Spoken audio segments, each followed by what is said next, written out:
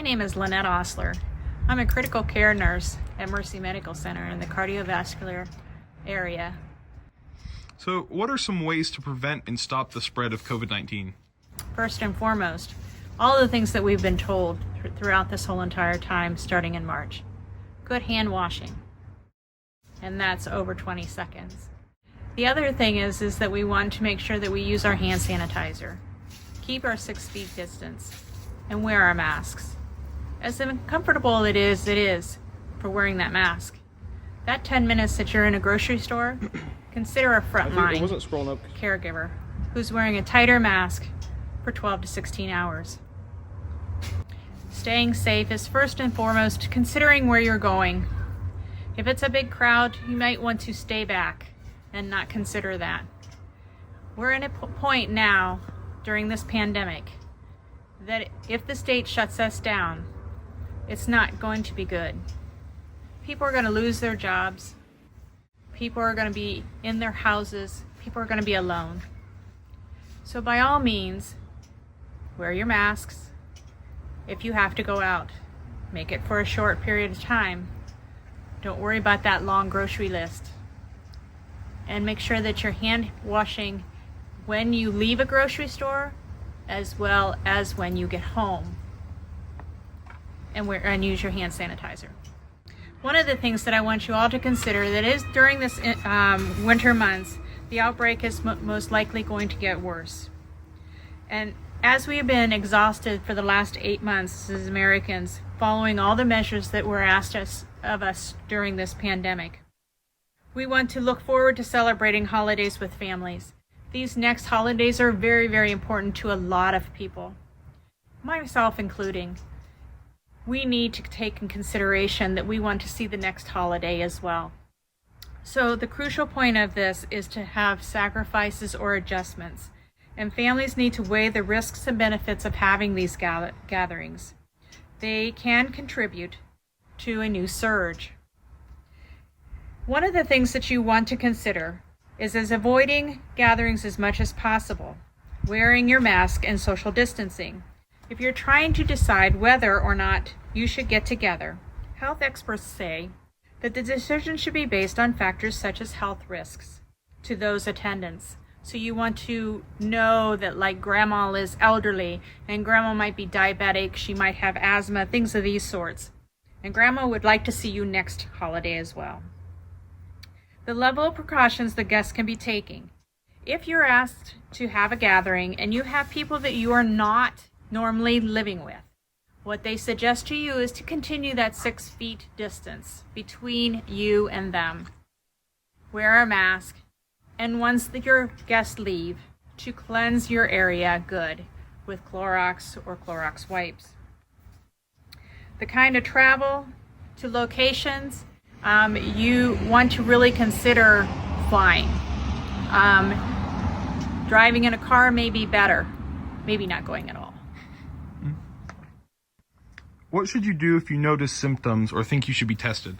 Okay, first we want to know what the symptoms are, and that's fever, cough, shortness of breath, chills, repeated shaking with chills, muscle pain, headache, sore throat. Some have experienced GI discomforts like nausea and vomiting. As we know that there are flu symptoms out there, sinus infection symptoms, things of these sorts, you need to contact your primary caregiver. Have them help you make the decision. If you're asked to be tested, this is very important. Anybody in your household should be aware of this and also should be tested. We think that just because one person could be positive or negative and you're waiting that time, it does not mean that you go out and socialize. We want to make sure that anytime we're waiting for a test, it is presumed positive until otherwise noted.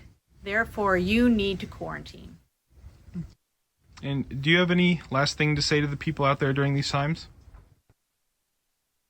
A lot of people have said that through this last 8 months, that there are things that they were able to do that they didn't do because of the busyness of their day. And as the country had shut us down for a while, it gave a lot of people opportunities to spend time with their families. It was a very important time. And this is a scary time to begin with, so it is so important that we connect with our families. Not necessarily go see them, but connect by telephone. Utilize this time to be able to do that. And like I said, we can all enjoy the holidays. We may have to make adjustments, but do those adjustments so that you can see 2021 come in, and in hopes that we can get this pandemic under control. Awesome. Thank you so much. I appreciate it. You're welcome. Welcome to Pressing Through the Pandemic. I'm your host, Justin Severns, current senior at Louisville High School and Life Scout with Troop 44. During this event, I will be discussing how to stay physically, mentally, socially, and spiritually healthy during the pandemic, as well as providing resources for Louisville and surrounding communities. The organization and presentation of this event is for my Eagle Scout project. Normally, an Eagle Scout project consists of building something useful for the community and doing a conservation project. Due to recent times, I've decided to give back to the community in a different way, by creating this event to provide to those in need with these resources. With crazy times come crazy different ways to go about things. This isn't a typical project, but the goal to help this community is exactly the same. You just heard Lynette Ostler talk a little bit about COVID spread and prevention. Very important things to start off something like this with. As you heard in that video, we cannot be sure of anything during these times. We can't guarantee getting to see loved ones, and we need to do our best to protect them, as they are most at risk. COVID-19 is real, and it has taken countless lives. COVID has touched families in the worst way. Let's listen now to Amanda Oliver and a family that was touched with COVID-19. Hi, my name is Amanda Oliver, and I lost my dad on September 21st to COVID-19. It actually happened really fast. He called me on September 4th. I was on my way to Louisville, Kentucky, to a doctor's appointment. I have an autoimmune disorder, and I take immune suppressant shots every 3 months. So I was on my way to get one of those, about an hour away from home, when he called me, and he did not sound good. He could not get a breath. He sounded panicked. He sounded upset, and that was not his normal. So I got scared. So I called my husband, who I knew was at home working from home, and asked him to take him to the ER. So he did, and I hurried home, and they did a COVID test at the ER, and they gave him some antibiotics, and he was like, I think it's just a really bad sinus infection, and I don't know why this is happening. So the next day, he got a positive COVID test. So we all quarantined and went and got our own COVID test, and my mom too, who had been with him. Dad started to get really sick after that. It was downhill fast. He couldn't breathe. He couldn't stop coughing.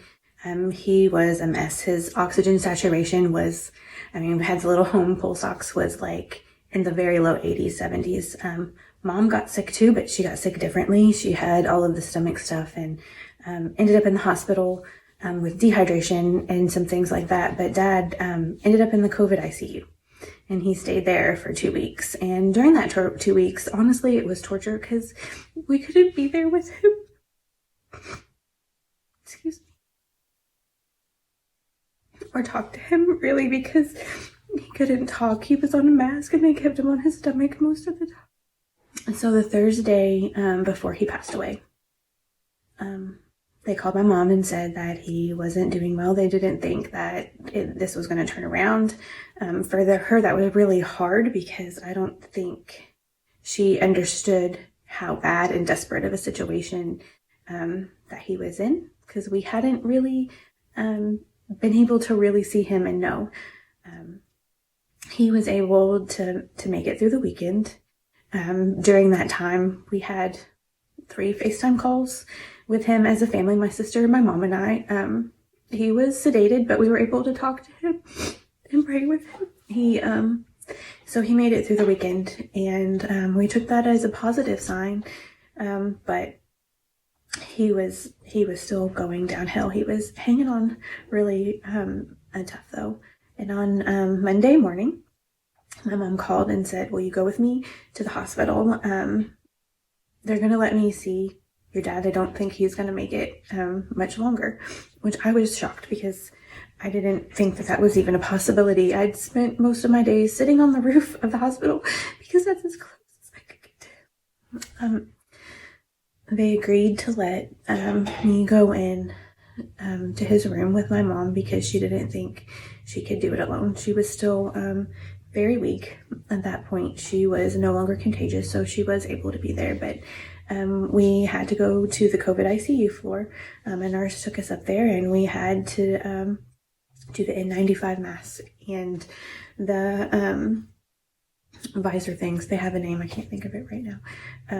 And suit up and everything, and gloves, the whole works. And we were able to go in and see him. And when we got in there, the nurse prepared us for what was going on. Pretty much what was happening is COVID had begun to attack all of his organs. So his kidneys were no longer able to pull the toxins off, and he was on dialysis. His blood pressure was dropping very quickly, and they actually said that they had he had 2 nurses just for him, and they were amazing, but the one had to stay in the room all the time, and the other one was a runner, because they said if they stopped any of the drips, he was going to be gone. That was it, that there was no margin for space with him, that he was going to be gone. When we got there, his blood pressure was already very low. So just looking at it, I knew. But they needed Mom to make the decision to take him off, which that was one of the hardest conversations I've ever had, to talk to her about that. After talking to his nurses and staff, I was able to talk to my mom. They dated since they were 14. They've been together. That it wasn't a matter of if he was going to pass away. It was a matter of when. There wasn't anything else that they could do, and everything was to the max of any kind of life support that they could provide for him. So she was able, which I'm so proud of her, it was so hard, to tell them that they could back off on the medication. And so then they quickly rushed us to his room. I don't think that there was much time even at that point. So we went in, and they started backing off his medication, and I was able to hold his hand. He was still sedated, but they said that that he could hear us. So Mom and I sang every song that we could think of that he liked and knew, and prayed for him, and was able to touch him. I think one of the hardest parts was seeing just the fear in my mom's eyes and the realization of the condition he was actually in, because families with family members with COVID, like, you just don't know. You just can't see. You can't talk to them and know. And even when the doctors tell you what's going on, it's just hard to fathom and imagine. Like I said, we were able to FaceTime him as a family a couple times, but he wasn't able to communicate with us. Later, we found some pictures screenshots he'd taken of himself with his mask on. Unfortunately, they were live pictures, so I got to see that. I wish I hadn't seen that.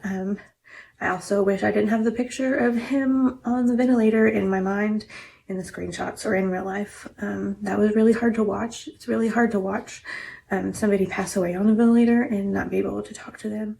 But I'm so grateful that we got to be there, because I can't imagine these families that don't get to be with their family members. My mom, the last time she really got to see him was the Saturday after he was diagnosed, and so she really hadn't seen or talked to him or knew what was even really going on with him until then.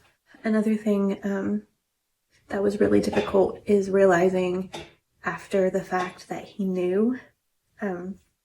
He'd been calling and texting family members and telling them that he loved them and everything that he, had wanted to say, I guess, to everyone. A lot of them had a hard time understanding him because he couldn't breathe. It was very difficult to understand. But we found some notes in his phone where they had told him even if he was able to make it through this and get out of the hospital, he was looking at months and months in rehab, and he was going to have to be in a wheelchair, and he was not going to be the person that he was before. And I think think that made it a little bit easier for Mom, knowing that he wouldn't have wanted to live that life and he wouldn't have wanted to be on the machines. But I don't think anything really makes it easier. So that's most of the story. We were super fortunate that we were able to have a funeral for him. Dad was a pastor for many years and was a drug and alcohol counselor, had helped a lot of people in that way too. And so the ability for people to say goodbye, for me to be able to say goodbye, was huge.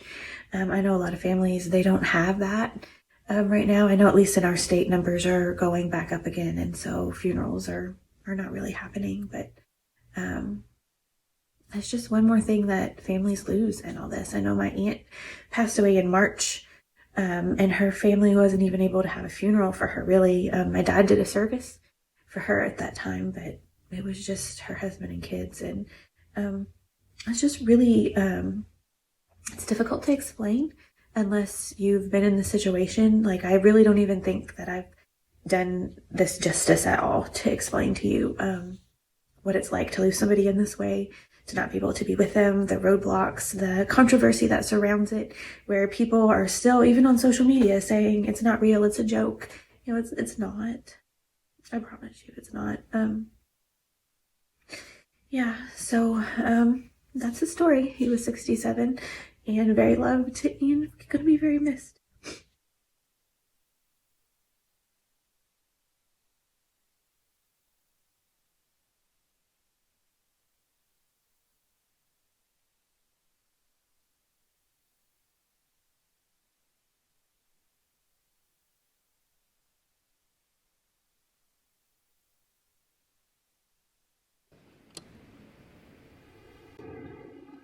Again, to reiterate, this virus is real and it is causing real people to be broken.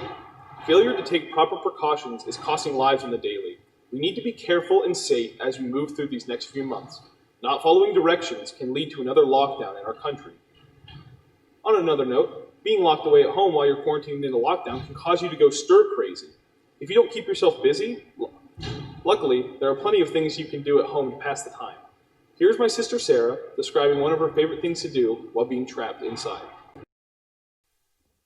Hi everyone, my name is Sarah Severns. I am a junior at the University of Mount Union, and today I'm going to be showing you one of my new favorite hobbies that I taught myself how to do over the course of quarantine this summer.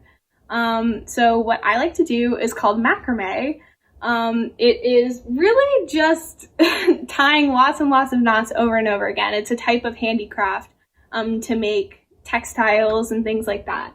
I actually made this tapestry. I'll show you. And believe it or not, this was only my second project. So it was a super easy process to learn how to do.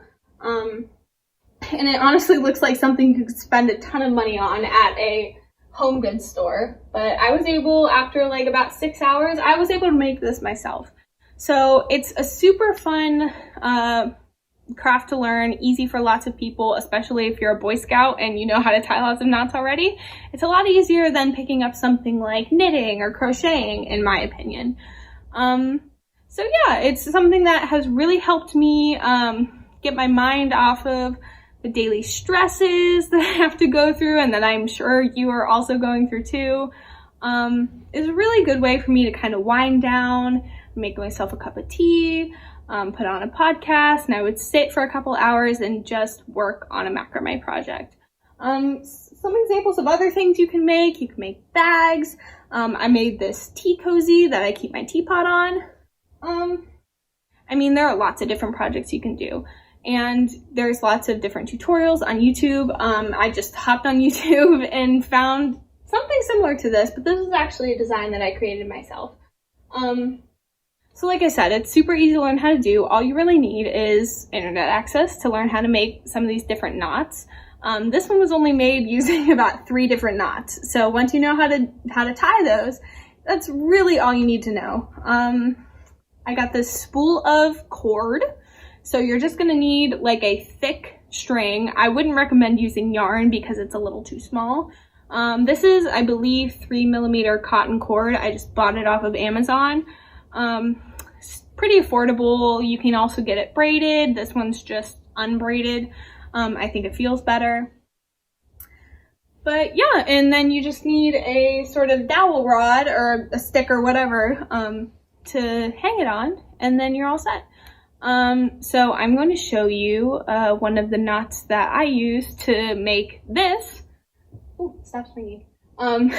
This whole center is made up of square knots, and it's super easy to learn how to do, and I'm going to teach you how to do that right over there. Alright, so this knot is called a square knot, and once you know how to do this one, you should be able to make pretty much anything you want. So to start this, you can see that you have 2 strands of your rope in the middle, and then you have these 2 outer strands. So what you're going to want to do first is you pick a side. I'm going to start with the right. So what I'm going to do is I'm going to cross over, like the number 4, cross over the middle 2 pieces of rope, and then go underneath, or actually, yes, go underneath this other rope on the end. Then you're going to take this rope, go under here, under the middle 2 ropes, and then up through this loop that you made. I'm not showing it super well, but then you're just going to tighten the 2 ends, pull it up. So there's one side of the square knot, and then you're going to do the same thing, but starting on the other side. So you're going to cross over from the left side first, cross over the middle 2, go underneath the one on the end, then the one on the end, the second piece of rope is going to go under the 2 in the middle, up through this little loop that you made right here, and then you should be able to tighten that up, pull the middle 2 ropes tight, and then pull your ends, and then you have a square knot. Thanks for that awesome hobby, Sarah. Let us now take a turn to see how COVID-19 can affect an individual and those around them. We go now to Dave Dickerhoof to talk about his experience with the virus. Hi, my name is Dave. I'm here today to talk to you about my personal experience with COVID-19. I'm 47 years old, and I'm a dad of 2 wonderful boys, and I'm a middle school and high school band director. So prior to right now, I have tried to take this whole thing seriously and try to protect other people by wearing a mask. So I've got obviously some older family members that I love and care about, and I want to be able to protect them as well. So I do my part to make sure I'm washing my hands and stay home as much as possible. Really the only places that I go, I do like to golf. So occasionally when I do have the time, I like to go to the golf course. I go to church and I go to work. And other than running out for some essentials, we pretty much stay to ourselves here. A couple weeks ago, I started getting tickle in my throat, and just thought it was, my yearly sinus infection I always get in the fall. And then it just progressively got worse. And by the end of the week, all I really wanted to do was sleep. I was sleeping on average probably, anywhere between 12 and 16 hours a day. I was just totally wiped out. And I'm always a doer. I'm always doing stuff. And I just really didn't want to do anything but sleep. The following Monday, I called my doctor because I was like, yeah, I have a sinus infection. And they said, probably that's what it is. So we'll get you a Z-Pack. But they said, since you're a teacher and you see so many people, we want to get you tested. So it took quite a while to find some place I could get a test that wasn't booked. And finally, my local health department was able to get me tested. And after about 4 days, they called me back to confirm my positive COVID diagnosis or whatnot. So by that point, from the onset of symptoms, we started the contact tracing. So just because of me and my job, ended up having to quarantine about 200 people or so for anywhere, depending on who they were, and when I had contact with them, anywhere from 5 days to 2 weeks. I know my own children We're quarantined for 2 weeks. And I missed a total of about 2 weeks of work. They just yesterday got released from monitoring. So as far as how I'm doing right now, last Friday was my first day back to work, and it was a lot with teaching and everything, and just being on my feet really kind of set me back a little bit. Breathing has been hard, and I was getting quite fatigued, and I actually have a follow-up appointment coming up soon. But just because of COVID and everything else, I have not been able to see a lot of my family members. I know I am concerned about reoccurring or symptoms that pop up down the road. I know my brother and sister-in-law, they live in Kentucky. They both were tested positive in July, and he is still dealing with some blood clotting issues in his legs that he's never had before, but does now because of COVID. So definitely it causes you to slow down a little bit and think about that. So hopefully I don't have any crazy things like that that come up. But, I know definitely was the sickest I've been in a while.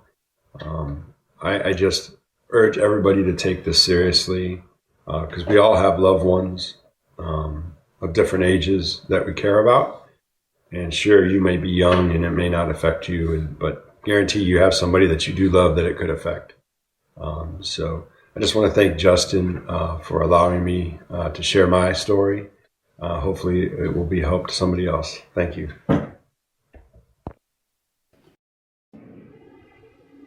Be safe and be cautious, and do your best to prevent more cases appearing throughout our state and our nation, and especially our community. The Louisville community has remained active during the pandemic, with our businesses, organizations, and town remaining as open as we can be. One of the greatest resources still available in our community is our public library. Here's the library's director, Brock, speaking on some resources from LPL. Hi, everybody. It's Brock Hutchison, the library director at your local Louisville Public Library. Special thanks to Justin and Jimmy for asking me to do this short video for you guys, and I'll explain a little bit about what the library's been doing to help stop the spread of coronavirus and keep everybody safe while remaining open and being able to use the library. I'll tell you personally, it's just 3 people in my family. One of them is a 1-year-old baby. So we have kind of done our best this summer to stick in our own little family group as best we can, and spent a lot of time outdoors this summer and a lot of time out on the boat. So we didn't really travel much, but it really was a nice summer. Got to spend a lot of time out on the water and learned to really appreciate that stuff. So it was very nice, but we'll be hopefully excited to get back to normal as soon as we can, of course. At the library, you'll be noticing a lot of extra cleaning going on.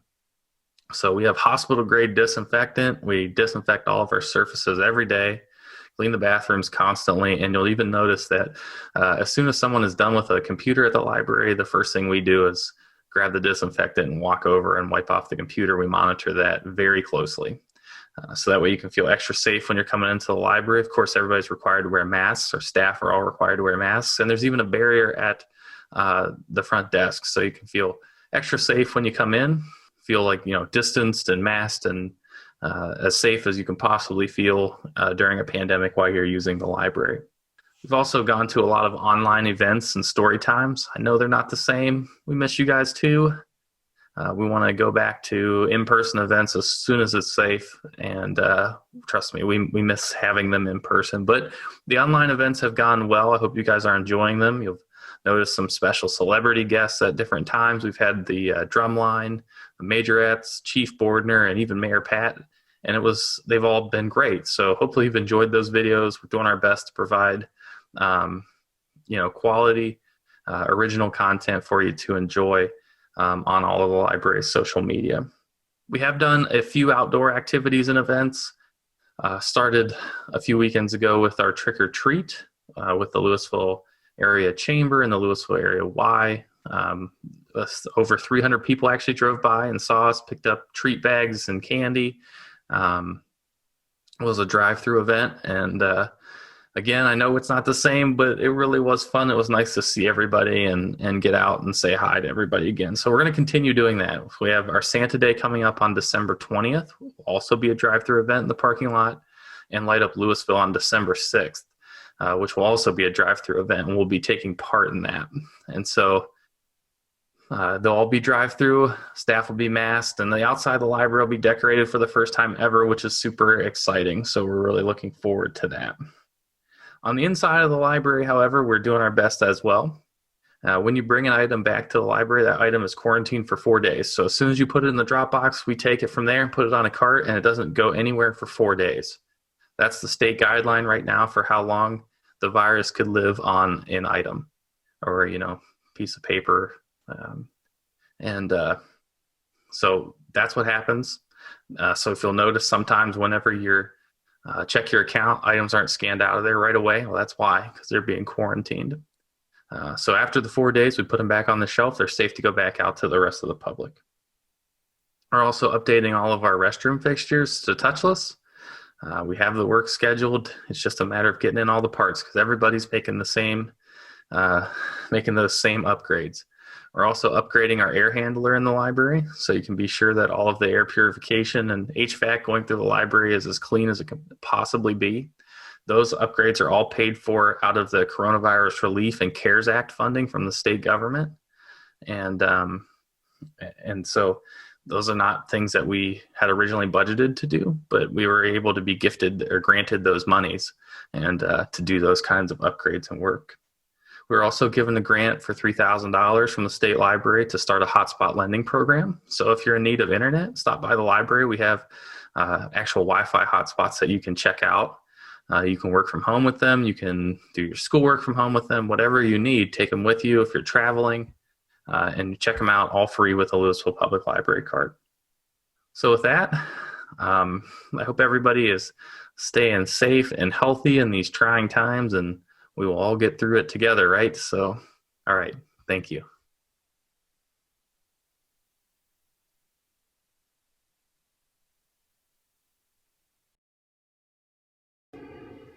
Being that we are in this community that remains open, we always have that potential threat of getting sick or causing spread to occur. If you know someone that detects symptoms, you're near someone who is tested positive, or you're told to be tested, here's Dr. Julie Pugh and how you go about getting tested. Hello, my name is Dr. Julie Lavender Pugh, and I work at Altman North, which is in North Canton. And I thought I'd talk to you a little bit today about COVID testing and how that's done, because a lot of people know that there is a lot of testing being carried out in this state and throughout the country, but they don't know how it works. So basically, if you're having symptoms, you would come to an office such as Altman North, and I will walk you through that process. The symptoms of COVID that raise the likelihood that you might have it include fever, body aches, headache, chills, a loss of smell and taste, sore throat, also vomiting and diarrhea at times, chest pain, and a sense of fatigue. Not everybody with COVID has the same symptoms. For instance, there's quite a few people who may have just vomiting or may just have a loss of smell and taste without the other symptoms. Not everybody has a fever, for instance. So until the test is carried out, we don't truly know who may have the virus. So what you would do is, if you're having symptoms or somebody that you know is having symptoms, you would come to the office, and the registration person would check you in, take your name, your insurance information, And if you are deemed to be somebody who may have COVID, you might be asked to wait in your car until we have a room available. And then the nurse would check you in. During this process, you would be asked to keep your mask on, and if you don't have a mask, one will be provided for you. The nurse will be in a disposable gown, an N95 mask, a surgical mask over that mask, goggles or a shield, and some gloves.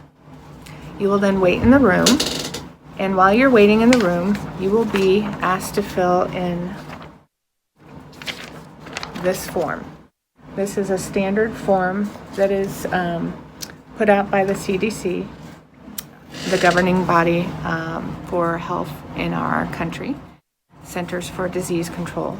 And on this form, it asks a lot of questions about your symptoms, when they started, your age, date of birth, some demographic questions like your gender, and then it asks if you've had any known exposures, even at school or work or in your family.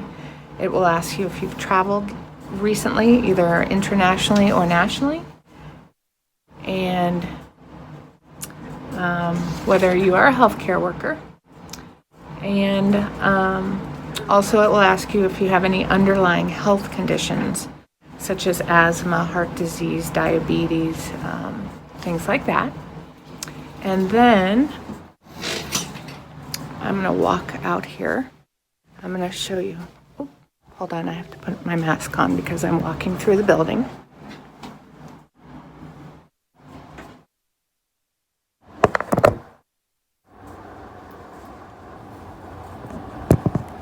Okay, so I'm walking through the building, and I will show you a little bit about where the test is carried out.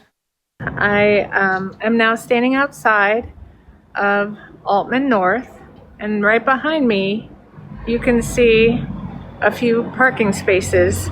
That is where if your doctor has ordered a COVID test, you would pull up to those spaces, and then a nurse will call you and you will come to this entrance. You will drive up in your car, and you don't get out of your car, and then the nurse will come out to the car and swab you. And I'm gonna walk. Are you gonna come out? Okay, this Hi, is the nurse.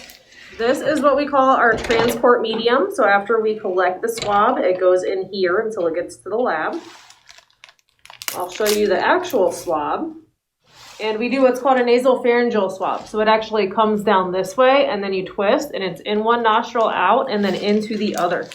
Everyone wants to know how far, usually right about there. That's about how far it goes into your nose. Most people say it's a little bit uncomfortable, but it's really honestly not as bad as some people have heard. There's usually not any nose bleeding or severe pain or problems afterwards. And then it usually takes about 3 days, 2 to 3 days for the results to be phoned into your doctor, and then you get a call with either a negative or positive result. If you have any questions, you should contact your doctor, or you can call Altman North and we will help you. Thank you. Thank you from our nursing staff and our medical staff as we all battle this together.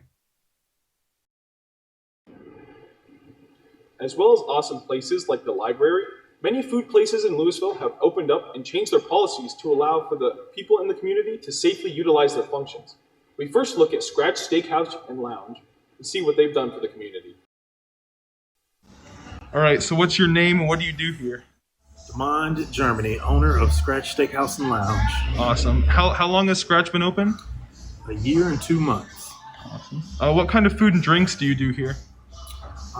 Serve a lot of dry aged steaks, pastas, chops, seafood, and classic cocktails, cosmopolitans, martinis, stuff like that. Awesome. Do you provide carryout or curbside pickup for customers during these times? Yes, we do. Both of those options? Yeah. Awesome.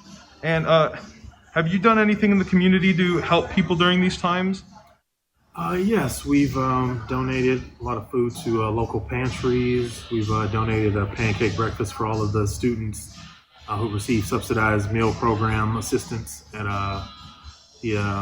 for the school district. Provided a free pancake breakfast for them, and just random donations throughout the community, YMCA, Rotary Club. Awesome. Thank you so much. My pleasure.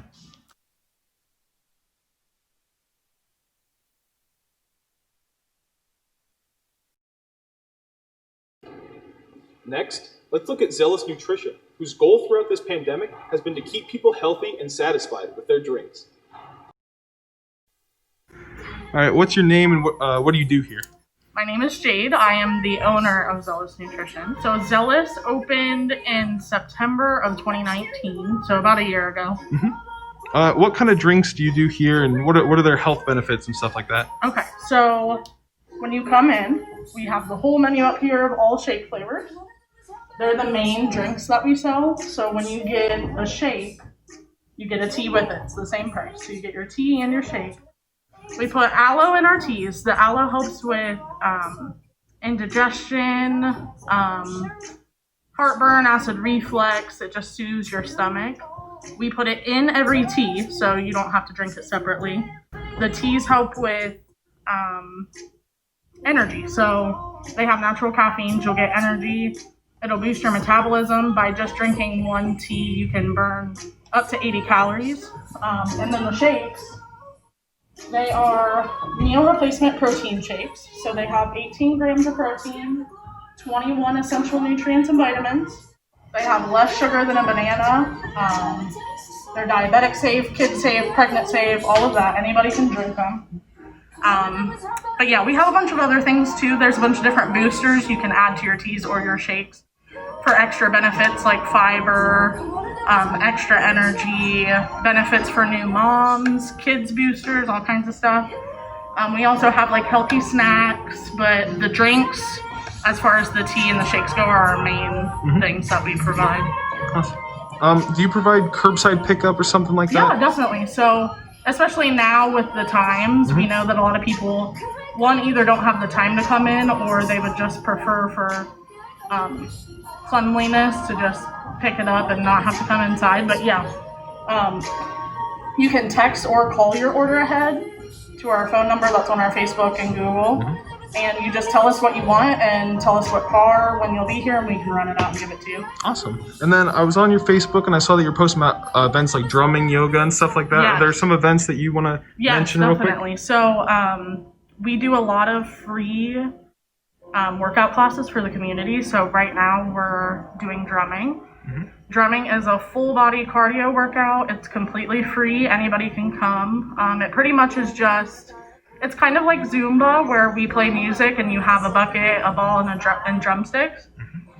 So we have like choreography to the music that we do, but it's all to work your body. Right. It's about 45 minutes, but all ages, everybody is welcome. And it's over at the Eagles. We do it on Monday nights at 7 o'clock. And then later on, we'll be able to implement more workout classes, which we'll always post about on our Facebook and everything like that. So yeah, we provide workout classes too. Awesome. Thank you so much. I appreciate it. Oh, of course.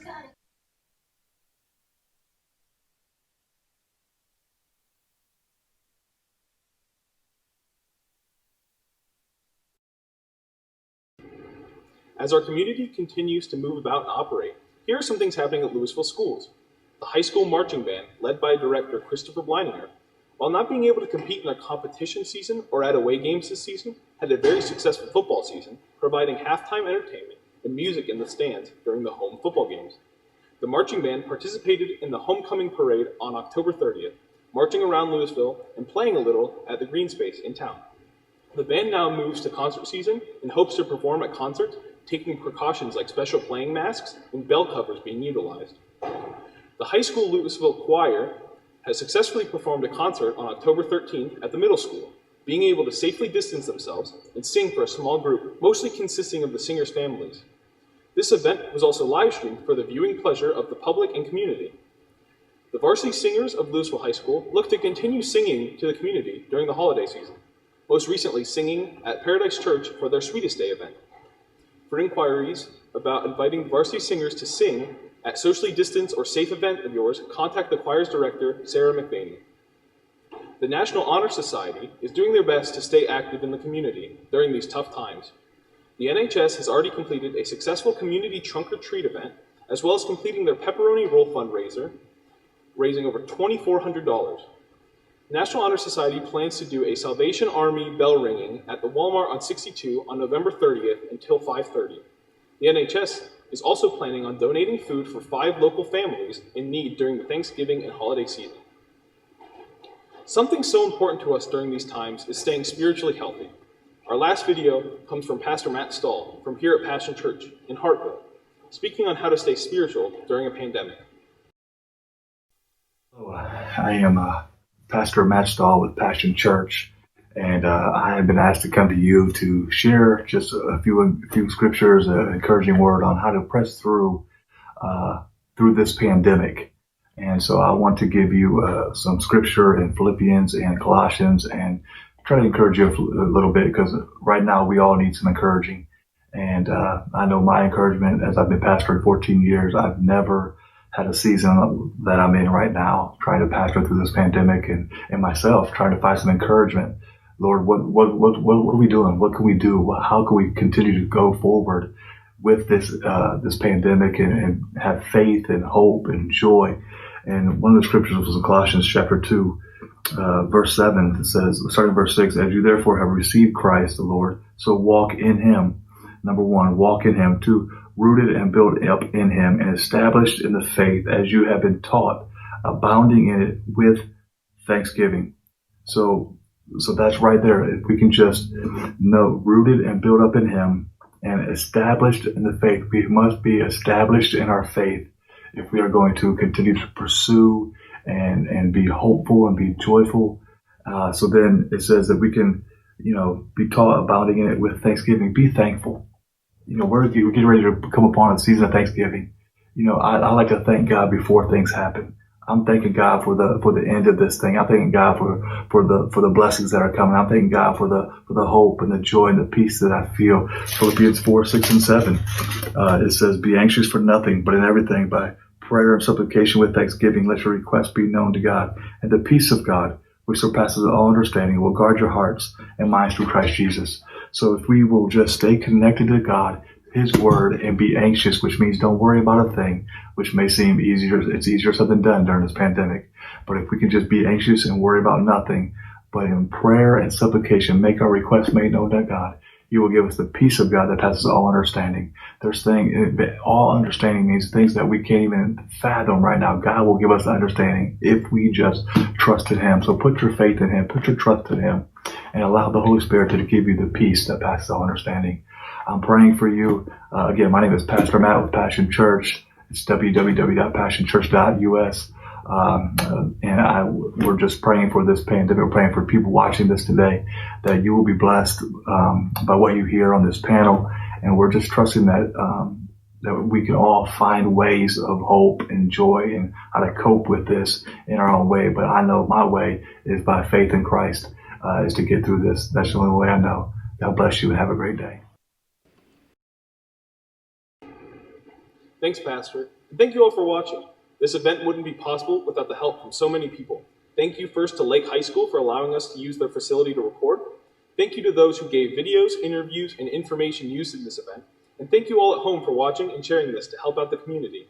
I direct you now to a slideshow directly following that lists out the remaining pandemic resources, such as community cupboard info, clothing drive info, and local restaurants providing curbside pickup, and so much more. Thank you again for watching. Remember to stay safe and have a good night.